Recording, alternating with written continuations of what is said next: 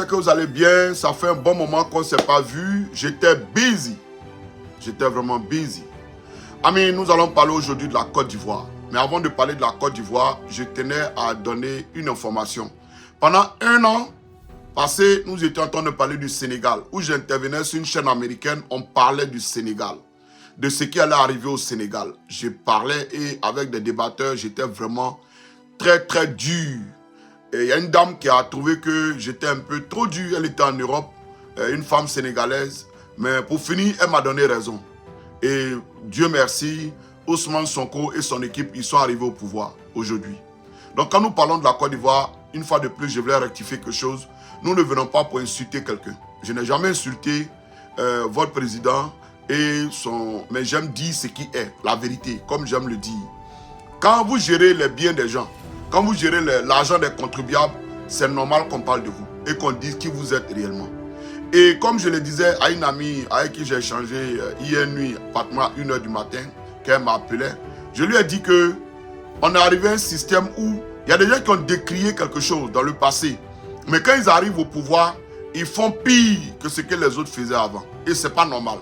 Et nous devons en parler. Quelqu'un me disait, et ta vie, et les membres de ta famille, je viens pour vous rassurer.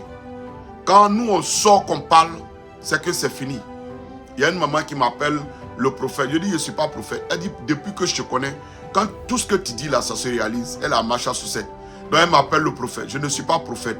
Il y a des choses qu'on voit, mais les gens sont émotionnels.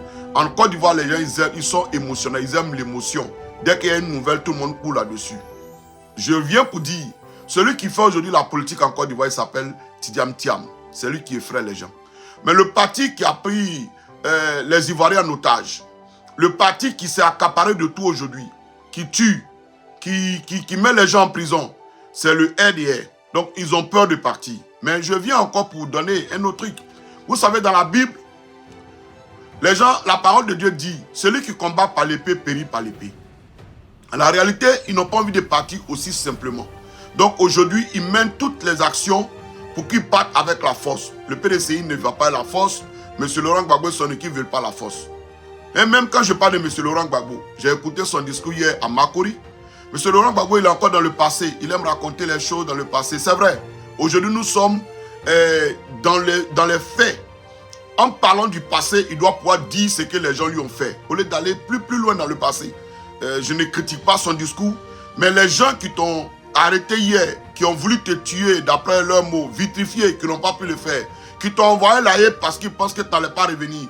Quand tu veux parler, il faut que tu insistes là-dessus. Parce qu'eux-mêmes, ils l'ont dit. Si c'était eux, ils n'allaient pas aujourd'hui, la Côte d'Ivoire serait en trouble aujourd'hui. Donc il faut que tu sois dur là-dessus. Au lieu de vraiment revenir dans le passé. Et mieux, M. Laurent Gbagbo aurait dû faire l'histoire de la Côte d'Ivoire. Parce qu'il a, depuis le temps d'Oufoué, il était là. Le temps de Bendier jusqu'à aujourd'hui. Il doit pouvoir écrire un livre sur la Côte d'Ivoire pour qu'on sache les vérités. Mais on a laissé aujourd'hui un enfant de rien du tout comme Athieu Banga. Je suis désolé de le dire. Un petit bandit qui est payé par le RDR. C'est lui qui s'excite sur les chaînes de télé partout. Il ne dit aucune vérité. Il est animé d'un esprit de distraction. Voilà. Il a parlé de la nationalité du président Thiam. Il y a longtemps, le PDCI est au courant. Nous savions ce que nous faisons. Ce n'est pas à lui de nous dire ce que nous devions faire. Et je suis désolé. Les gars, prenez le temps de voir plus loin. Je vois des débats sur Thiam. Et non, pourquoi il est français encore? Pourquoi ça? Les gars, la Côte d'Ivoire a besoin de quelqu'un aujourd'hui qui peut nous amener à bon port. Nous avons vu que le RDR a échoué. Ils ont échoué sur tous les plans. C'est vous qui parlez de goudron. Mais même les hôpitaux, pour se soigner, ils prennent des avions pour aller se soigner en Europe. Ils prennent des avions pour venir se soigner aux États-Unis. S'ils avaient l'argent des contribuables, ils pourraient construire des hôpitaux en Afrique. Ils ne le font pas.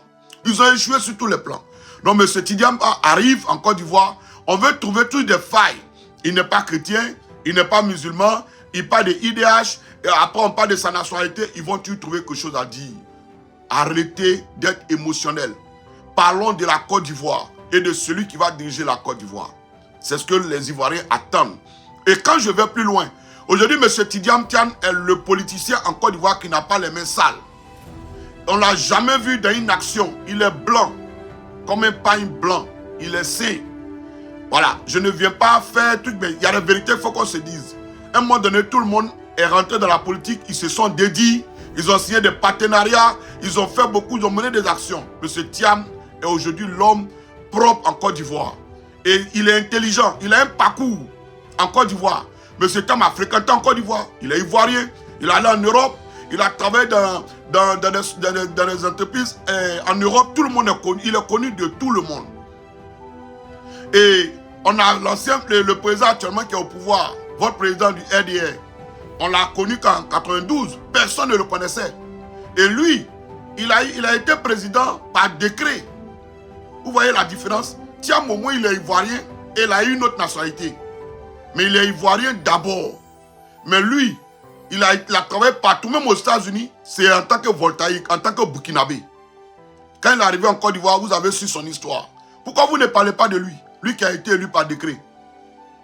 Donc, les gars, ne tombez pas dans l'émotion. Soyons sincères, voyons où nous allons. Arrêtez de suivre des gens pour nous distraire. Et quelqu'un parlait de moi. Vous savez, moi quand je parle d'une histoire, c'est que c'est la fin. C'est pour ça que la maman disait qu'il était un prophète.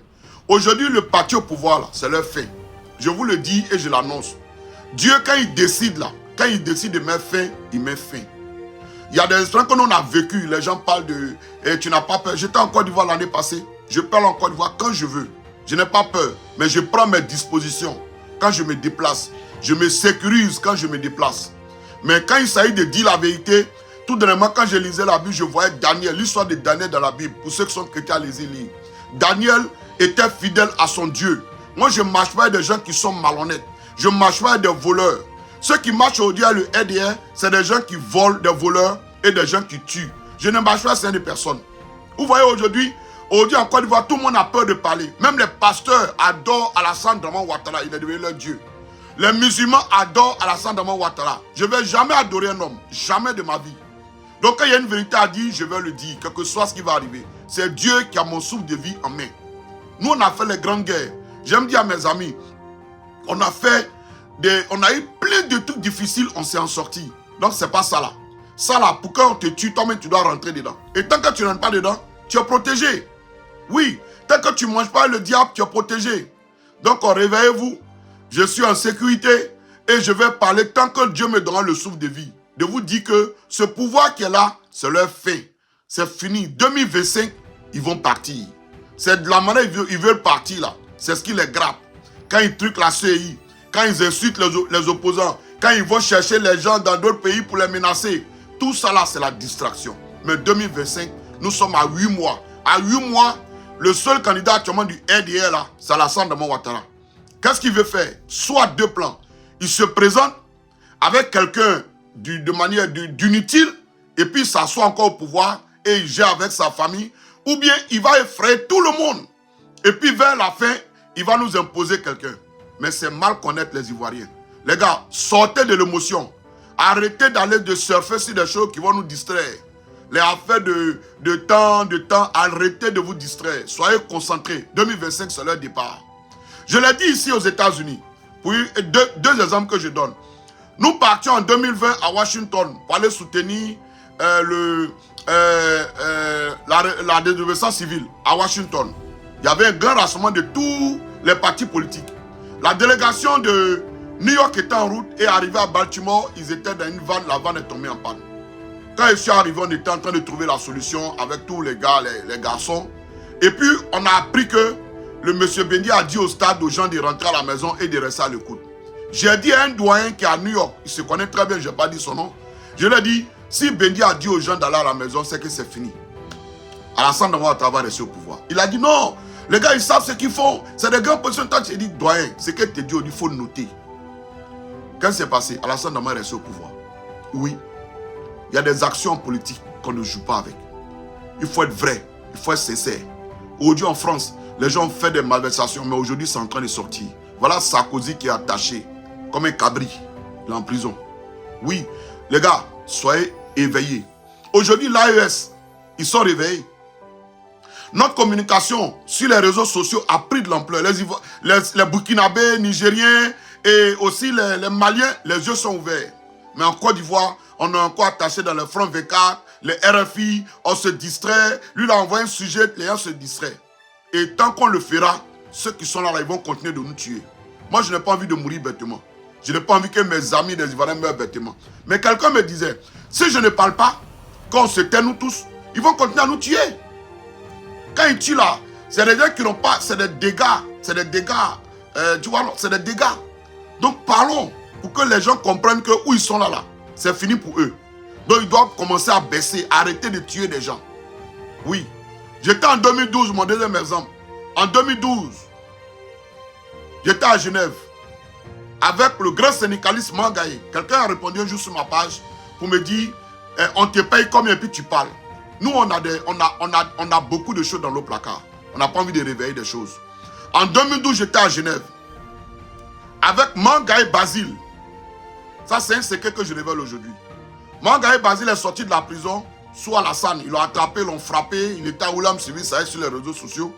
Et quand il est sorti, une semaine après, on est allé ensemble demander le visa pour aller au BIT, au Bureau international du travail, à Genève. Mangaye est arrivé à Genève. On dormait dans le même hôtel. Hôtel Gaillard, côté France. Je donne des précisions. Et dans l'hôtel, il y a des gens qui suivent ma vidéo qui sont encore vivants. Des secrétaires généraux qui étaient là-bas, qui dormaient avec nous. Mangaye dormait dans la chambre 213. Nous, on dormait dans la chambre 212. Mangaye Basile, on partait lui rendre visite par moment. Les gars du RDL l'ont frappé. Quand tu regardes son corps, il ressemblait plus à un homme. C'est le costume qu'on voyait sur Mangaye. Il a subi tellement qu'ils l'ont traité comme non, c'est pas possible. Ça fait pleurer. Mangaye Basile a fait une visite médicale au BIT parce qu'ils ont un hôpital là-bas. Donc, arrivé à Abidjan, il devait recevoir les résultats, tout, et puis présenter. Quand on est arrivé en Côte d'Ivoire 2 semaines après, il est mort. Et c'est ce gouvernement-là où vous venez vous asseoir, vous voulez qu'on les laisse comme ça. Depuis l'avènement au pouvoir, ils ont commencé à tuer. Le pays est géré que par des rebelles. Et quand on parle, on dit pourquoi tu parles? Tu t'exposes. On ne s'expose pas, on dit la vérité. C'est Dieu seul qui a notre souffle de vie. Si Dieu n'a pas décidé là, rien ne va arriver. Mais en même temps aussi, si on ne parle pas là, ils vont continuer. Parce que c'est des gens du mal. Et il faut qu'on en parle. Chers amis, pour terminer mes propos, le seul policier aujourd'hui en Côte d'Ivoire qui peut prendre la Côte d'Ivoire et puis mettre la paix, il s'appelle M. Tidiam Thiam. C'est lui qu'il faut suivre, et le PDCI. On a des intellectuels au PDCI. On a des dirigeants au PDCI. On a des gens qui ont fait de vraies écoles au PDCI. Pas comme ceux qu'on a ramassés sur l'État, qui sont en train de dilapider et voler. Et qui n'ont même pas pu recenser, compter des Ivoiriens. 12 millions, ils ne savent pas compter. Aujourd'hui, il y a encore problème sur la liste électorale. Parce qu'ils veulent tricher. Ils veulent voler en 2025. Mais ça va les sortir de la gorge. Soyez connectés et nous serons là pour vous dire la vérité. N'ayez pas peur. Soyez sans crainte. Nous prenons nos dispositions. Seul Dieu est capable de faire ce qu'il a à faire. Only God. Only God. Merci beaucoup et à très bientôt, chers amis. Merci.